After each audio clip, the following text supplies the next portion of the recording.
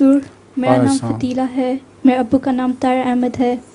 حضور طاہر احمد۔ اچھا، میرا پہلا سوال ہے، قرآن کریم میں برہا، ابلیس اور شیطان کا ذکر الگ الگ آیا ہے، حضور ابلیس اور شیطان میں کیا فرق ہے؟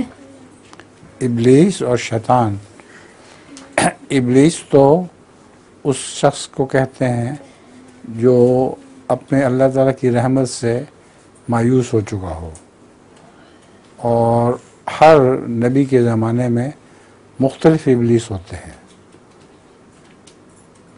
اور شیطان تو ایک ایسی چیز ہے جو ہر انسان کی رگوں میں دوڑتا پھرتا ہے، تمہاری رگوں میں بھی ہے، میری رگوں میں بھی ہے، ہر جگہ شیطان موجود ہے، اور وہ برائی کا حکم دیتا ہے۔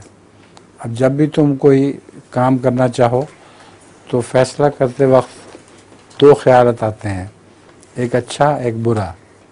نماز پہ اٹھنا ہو تو چلو کوئی بات نہیں، تھوڑی دیر اور سو جاتی ہوں، لیکن دوسرا جو ہے ضمیر انسان کا، جس میں فرشتہ کہتے ہیں جس کو ہم، وہ کہتا ہے نہیں ابھی اٹھو پہلے نماز پڑھو۔ تو شیطان تو رگوں میں بھی دوڑتا پھرتا ہے۔ جب حضرت صلی اللہ علیہ وسلم نے یہ بات صحابہ کے سامنے بیان فرمائی تو صحابہ میں سے کسی نے پوچھا کہ یا رسول اللہ آپ کی رگوں میں بھی شیطان؟ آپ نے کہا ہاں، مگر میرا شیطان مسلمان ہو چکا ہے، مجھے برائی کا حکم نہیں دیتا، بلکہ اچھی باتوں کا حکم ہی دیتا ہے۔ چلیے جناب۔